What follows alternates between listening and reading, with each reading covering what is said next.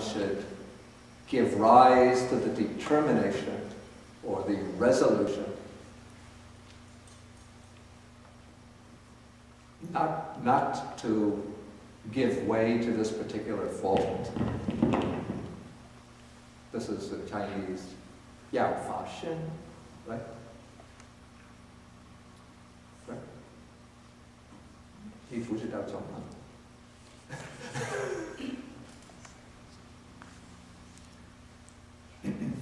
Okay, so this kind of structure or pattern is repeated for all 16 of the faults.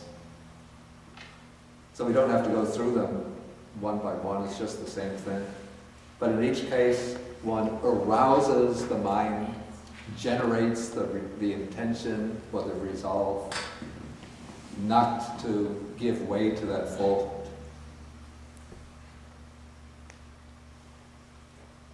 So that is section number 3. With paragraph, or with section number 7 of the printed text, we come to the 4th division of the sutta. And that is, from time to time, or repeatedly, one has to review oneself or reflect upon oneself in order to discover whether one has that fault. This is the way one avoids giving way to that fault.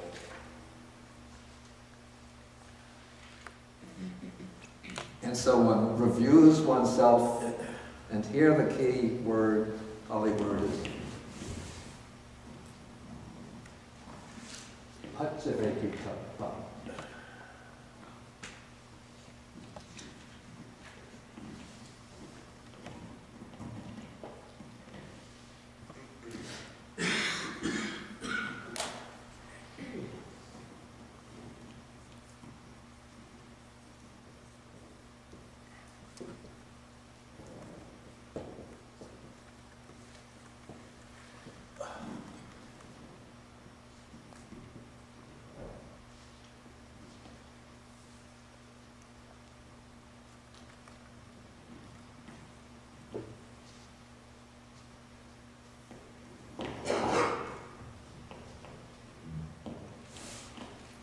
So one should review oneself or reflect upon one's own mind, one's own thoughts, one's own actions,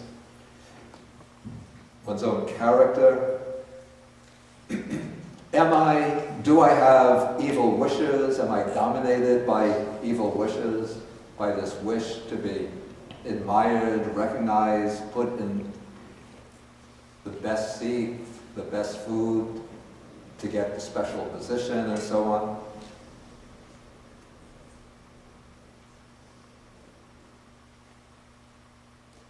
Okay, then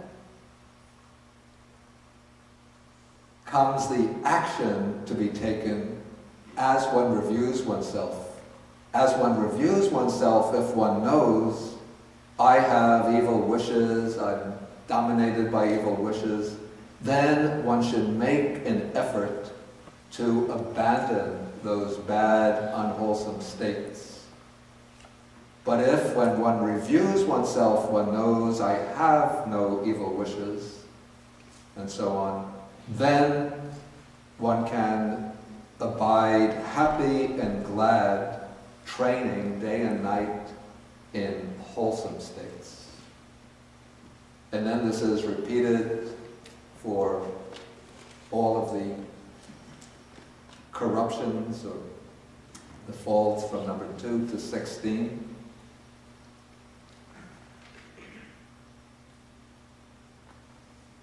And then in section 8, then we have a kind of summing up of everything that's been said so far in section 4.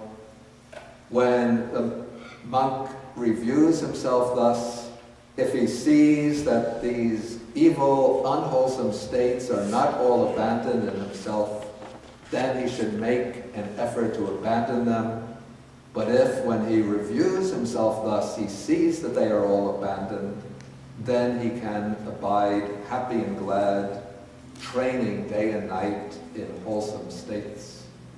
And then the text illustrates this, well, Moggallana illustrates this with a simile. Just as when a young woman or man looks at his or her own face in the mirror or a clear basin of water, if they see a smudge or dirt mark on the face, they'll make the effort to remove it. But if they see that the face is clean and without any blemish, then they will be happy that their face is clean. So in the same way, one should review oneself, examine oneself, abandon one's faults, and if one is free from those faults, then one can go on training day and night in wholesome states. And then the commentary to the sutta, the old commentary of Buddhaghosa, it shows the esteem, it makes a comment which shows the esteem in which the sutta was held. The commentary says that according to the ancient teachers, you know, the early generations of Buddhist teachers, a monk should review or recite the sutta 3 times a day. If they can't manage 3 times a day, then they should do it twice a day, or at least once a day. I'm not going to cover up my faults. I've been very negligent in reciting it even once a day. But now that I reviewed it and gave a talk on it, I say it's extremely useful sutta to review, to reflect on, and not only for a monk, but for any person. Because when we have to interact with others, when we have to function together in a group, to function harmoniously and effectively, these are exactly the qualities we have to overcome. Okay, any other questions that come out from the sutta? We'll have a discussion again after lunch at 12 o'clock. But if any short questions that can be dealt with briefly. Is that Dina back there? What constitutes training? Well, training would be the training in all the different aspects of the Buddha's training. It could be the 4 foundations of mindfulness, the development, especially, I think it's referring especially to the development of the meditation.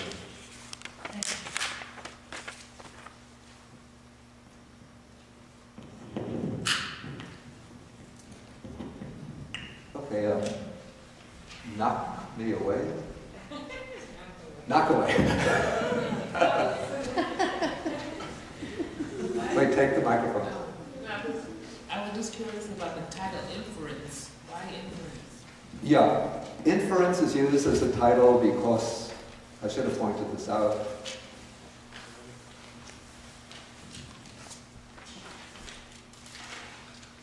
If we go back to, on page 192, in section 6,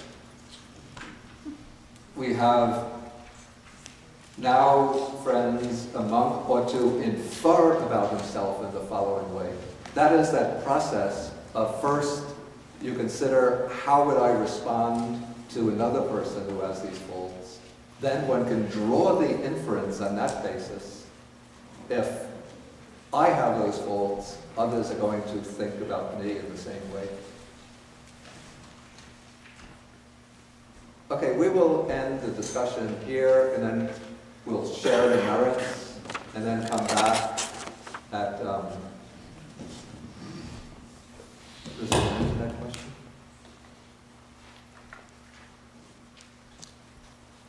Okay, this is an important question.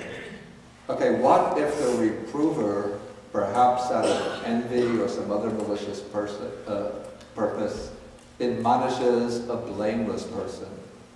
How should the blameless person respond? Should he keep silent? Should he walk away and abandon the accuser?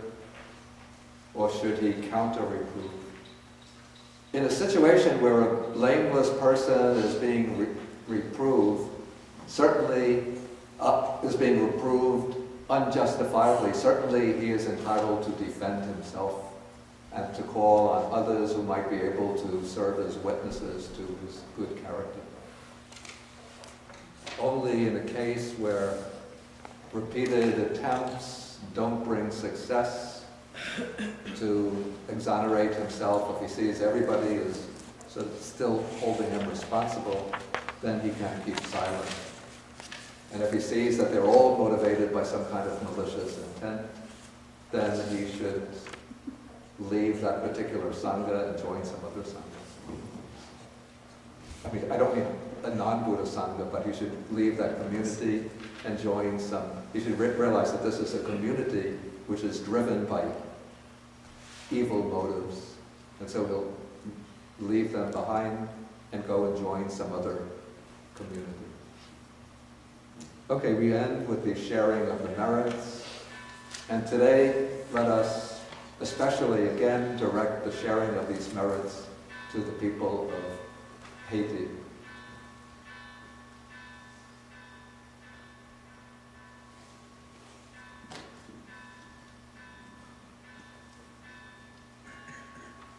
We practice a little patience. Okay, I'll just say. Akasa kachumata devanaga meditika punyanta manumadikva shivam rakantu sasanam. Akasa kachumata devanaga meditika punyanta manumadikva shivam rakantu desanam.